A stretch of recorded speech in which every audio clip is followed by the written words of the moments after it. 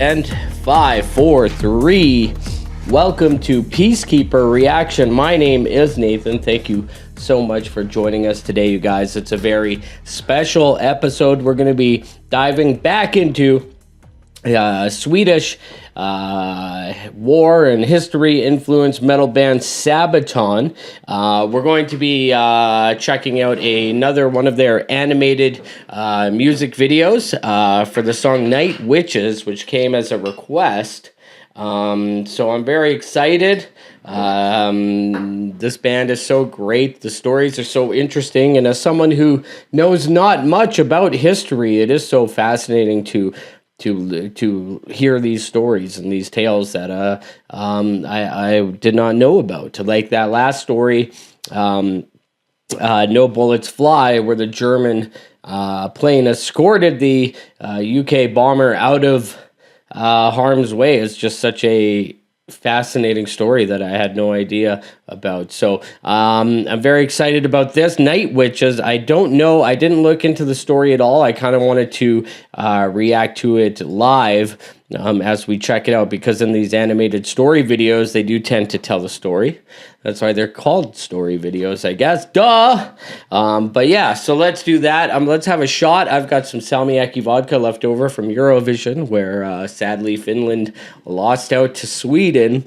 So making that riff a little deeper, I guess you could say.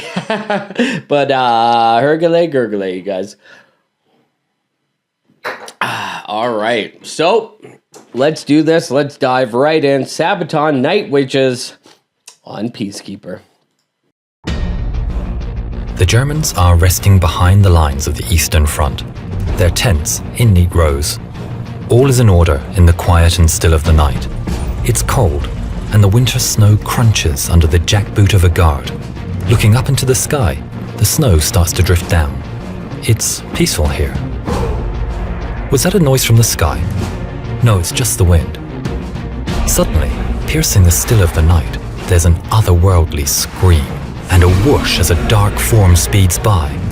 And was that a woman's laughter in the distance? There are no engine sounds, and the suddenly fearful German soldier loses his footing and whispers under his breath, Die Nachthexen. The world is all at once a bloom of fire and ash, and two more dark forms pass without a sound. Hearing the whooping and celebration of these supernatural creatures, the guard shakes himself from his fear and calls out, Die Nachthexen! Die Nachthexen! The Night Witches! In the sky above, 3 planes of the soon-to-be famous 588th Night Bomber Regiment, their engines now running, turn east for home. Time to rearm and refuel for another mission. Coming into land, they're greeted by their commissar, Yevdokia Rashkevich. The young girls that form the pilots and navigators are between the ages of 17 and 26. They are desperate to take the fight to the Germans and have traveled from all over Russia to join the all-women regiments. The 588th is where the least skilled of all the women are placed, but that didn't stop them from carving their name in history. In the early days, they were largely ridiculed by the Soviet men.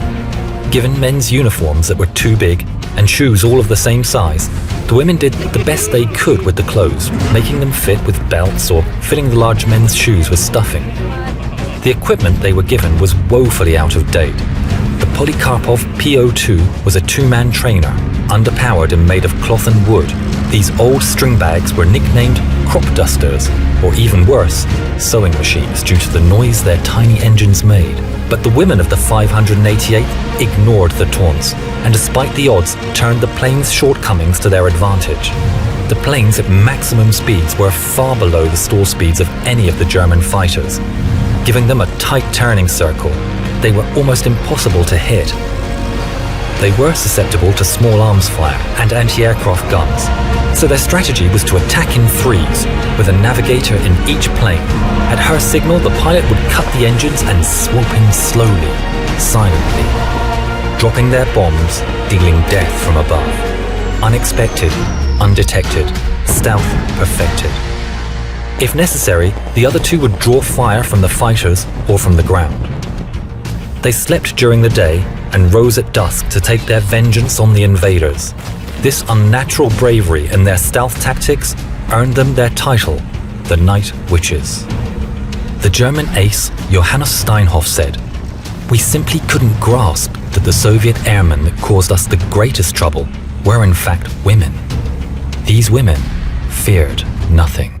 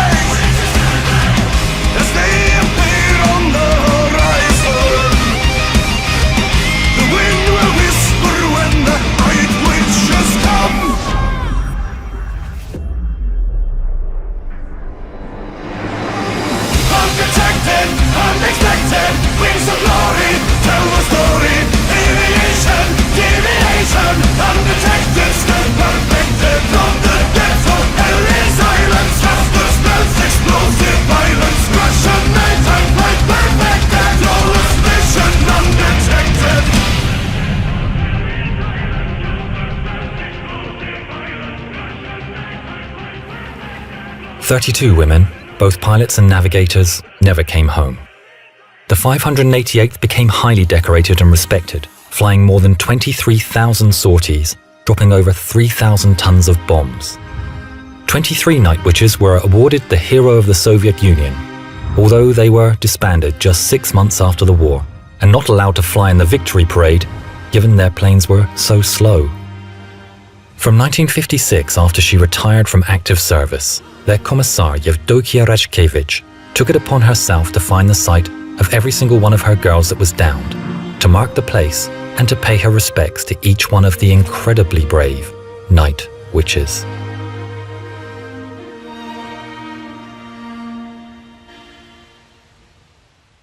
Wow! Holy shit. Another crazy story from World War II that I'd never heard of before. The Night Witches. So fascinating that these women were given this subpar equipment, these uniforms that didn't fit, these planes that were, expected to be, were probably considered shit, but they took those shortcomings and made them work. I mean, they were cutting the engines so that they could swoop in undetected. I mean, this is so fascinating. What an interesting tale that I'd never heard of before. Is there something about the way that Russia has carried itself since World War II, maybe? I'm just playing devil's advocate, you guys.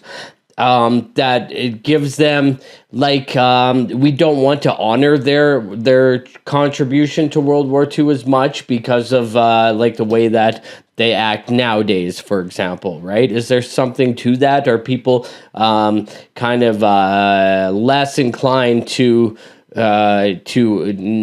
acknowledge that, you know, the most soldiers lost in World War II were Russian soldiers, after all, right? So why aren't there movies and stuff made about Russia's great sacrifices for World War II? Are we turning a blind eye to it because of the way that they've acted recently? You know, I don't know. I would love to hear your guys' thoughts on that. So let me know in the comment section. And speaking of comment sections, let's go to our previous Sabaton video and read some comments from you guys. We did No Bullets Fly. So let's hear what the saboteurs had to say. All right. Why is this... the hell? One sec here, you guys. Sorry about this. All right. All right. So, Lady Dalida says, hello, Nathan. You're not the first one, and you won't be the last to cry when you hear this song. The story of the two men shows only too clearly that even in terrible war, there are always men for whom the words honor, respect, and decency are not empty cliches. Franz Stigler was such a man. His first commanding officer said to him and other pilots, if you see or hear shooting at a pilot on a parachute, I will come and kill you personally. You don't do this for the enemy, but for yourself. At some point, this war will end, and you will have to live with what you have done or not done. It's for your salvation. Franz Stigler was a man of honor, respect, and decency. He is one of those men who can rightly be called Knights of the Air. Many greetings from Germany. So yeah, so very interesting. So, you know, I would have thought that in a war where people are literally a bomber at one moment is dropping bombs on you, and at the same time you have this kind of respect for it, I would just think... you know, you don't want them to live. You don't want them to drop more bombs. But again, that's why I'm not in the army, or military, because I would think you would want to kill them. You know, but again, like shooting at somebody on a parachute. Yeah, that's bad karma, I guess you could call it. Very interesting, though. I've never thought about this stuff before. Luckily, you know, I've never had to go to war. I've never had to make these decisions or think about these things. So, Bud says, next Sabaton song, Night Witches animated story version. Well, we just did that. And I think it was based on your comment. Hans Rifle says, yes, this is an incredible story. Sabaton sings about the code of the air, that a plane is helpless and it's no honor to shoot it down, just like you don't shoot a person who has parachuted. I can't imagine that if you become friends after the war, something like this.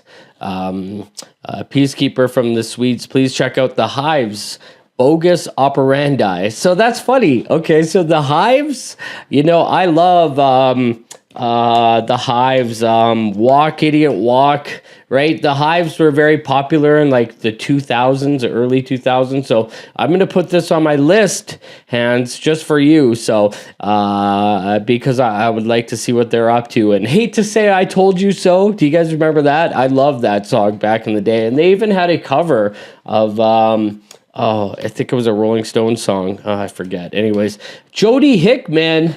Sabaton has ability to make a room dusty. They sure do.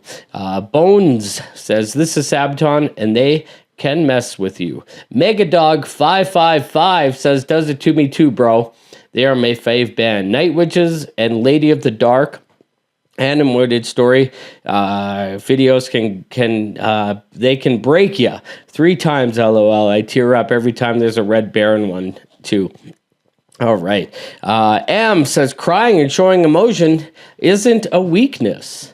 Well, I guess it depends on how you think about it. Amy Goodson says, I suggest you look into some Swedish spirits for further Sabaton reactions. You know what? That's such a great point. You know, I've been drinking Salmiakki vodka a lot, but I'm a Swedish descent. I am of Swedish heritage. So why am I not drinking a Swedish shot? Well, I don't know what a Swedish shot is. So let me know what to do, and if you guys have something you want to send me something, let me know in the comments and I can tell you where to send it. If you want to send me some lingonberry jam or something, I don't know, let me know. And you guys, this is so much fun. Thank you all. Make sure to comment and we may read your comment on the next Sabaton reaction. And for Peacekeeper, I'm Nathan. Play safe. I can put my arm back on, guy.